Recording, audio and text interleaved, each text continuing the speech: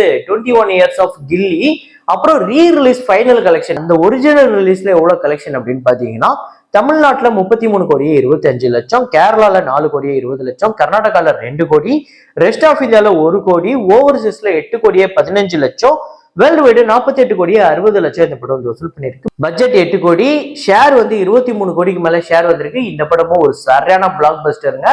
அப்ப மட்டும் பிளாக் பஸ்டர் கிடையாது, மறுபடியும் ரீ ரிலீஸ் பண்ணி ஒரு கலெக்ஷன் எடுத்ததுல அதுல அதிரி புதிரி பிளாக் பஸ்டர் அப்படின்னே சொல்லலாம். ரீ ரிலீஸ்ல இப்படி ஒரு கலெக்ஷனான எல்லாரையும் பிரமிக்க வச்ச ஒரு படம். ஸோ தமிழ்நாட்டில் இந்த படம் ரீ ரிலீஸோட ஃபைனல் கலெக்ஷன் 24,81,00,000, ரெஸ்ட் ஆஃப் இந்தியால 2,75,00,000, ஓவர்சீஸ்ல 7,15,00,000, 34,71,00,000 இந்த படம் வந்து ரீ ரிலீஸோட ஃபைனல் கலெக்ஷனா வந்திருக்கு.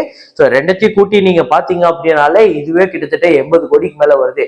ஸோ ஒரு படம் ரிலீஸ் டைம்ல ஒரு கிட்டத்தட்ட ஒரு 50 கோடியும், ரீ ரிலீஸ்ல ஒரு 30 கோடிக்கு மேல வசூலும் பண்ணி 80 கோடி கிட்ட வந்த படம் வந்து ரெண்டத்தையும் வச்சிருக்கு அப்படின்னா, அதுவும் 2004 ரிலீஸ் ஆன ஒரு படம் அப்படிங்கும் போது சொல்லவா வேணும், அடிச்சு துவம்சம் பண்ணிடுச்சு.